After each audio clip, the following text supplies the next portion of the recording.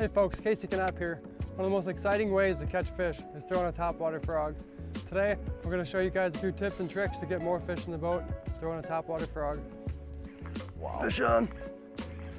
Fish on. Beauty. Bait just hit the water and he came up and ate it. I didn't even get a time to move it. It's a nice fish too. Wow. Put them in here. Beauty. Wow, that did not take long at all, Larry. Not a bad way to start the day. That's what I mean by ferocious. Nice largemouth. Now he's in the weeds. Yeah, right in the weeds. Put them in there, there we go. Beauty. Not a bad guy. Oh. Caught him right on that wind-blown point, Larry. Wind's beating against the shoreline and these fish are stacked up in there. Yeah, you had to bring him out of the grass too on that. You got a medium heavy or heavy rod? It's a heavy action. Heavy action. Yeah. I have it paired up with a high-speed reel, Abu Garcia Revo Rocket, and a 65-pound braid. That usually does the trick for frogging. Oh, that should be a fish, Case. I hope so. There he is. Oh, dang it, too soon. Swing and a miss. He might come back. So a lot of times if you miss a fish, you can cast back in there. That fish is all fired up, so he'll normally come back and eat your bait and then you can catch him. So we'll see if it happens this time.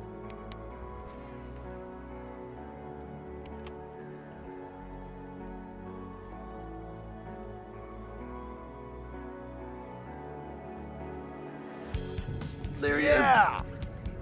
Oh, there we right go. on. Came back for it 3 times. I noticed you waited on that one a little longer. Yeah, I swung too early the last 2 times, and that time I made sure he had it. Oh, nice one too. Put him in here. There we go. Beauty. Oh, look at that. That frog is good night. A lot of times in these thick weeds, those fish come up for it, and it's good to give them a second or two before you set the hook, just to make sure they have it. I gave him an extra second, and he got the frog pretty good that time.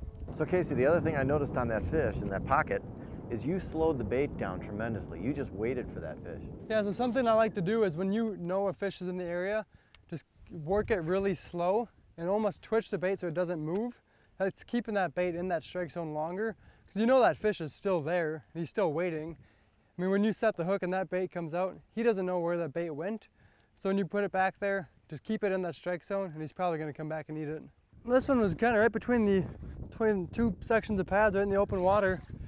I think it's a pike. Oh, largemouth, yeah. He hit it like a pike though. It's like watching a horror movie, because you sit there and you know something's coming and you're following that head, and then all of a sudden, boom, something comes out of nowhere to smack a lure. Thanks for playing, bud. There it is. You got him. Nope. No? Holy cow. You see him hit my frog though? I did. I saw it disappear, I thought. So the fish came after my frog, hit my frog like 1.5 feet in the air, and then I just kept reeling. He didn't actually have it. So what a lot of people do though, as soon as they see that explosion, they want to set the hook because they think they have it. That's why you miss a lot of fish. So you should keep working that bait until you feel tension, then set the hook. Right on. Came back for a second bite.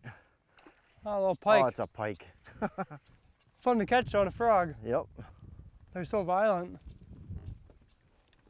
Got him on the perch pad too. Guess the perch pad catches pike and bass. Oh, another nice fish. Oh yeah. Another solid largemouth. It's got a nice high sun right now, and those fish are tucked underneath these pads pretty good, and they're liking these frogs. Another nice one, 2.5, 3 pounder. That looks like a good one. Yeah, I think so. Right up in the thick stuff. I think it's a pike though. A lot of dogfish. Look at that ugly thing. These things are pure muscle. Mean. He just jawed that thing. Yeah. He was not getting away. Well, Larry, it's not what we wanted, but might be the ugliest fish I've ever brought in the boat. Let this guy go and hopefully we'll catch any more of them.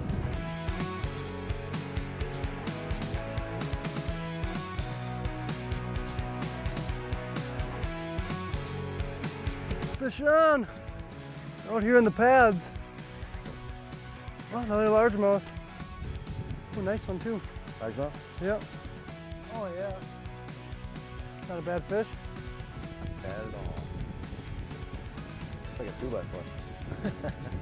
Well, Casey, my stomach's growling. What do you say we call it a day and go grab some lunch? I'm not gonna argue with that. Folks, if you get the opportunity, I highly suggest you try frogging. Topwater frogging is exciting, it's action, it's scary at times, and it's a lot of fun catching bass that way. I want to thank Casey Knaup for joining me today in central Wisconsin. I'm Larry Ladowski, Midwest Outdoors. Be right back, and I'll catch you later.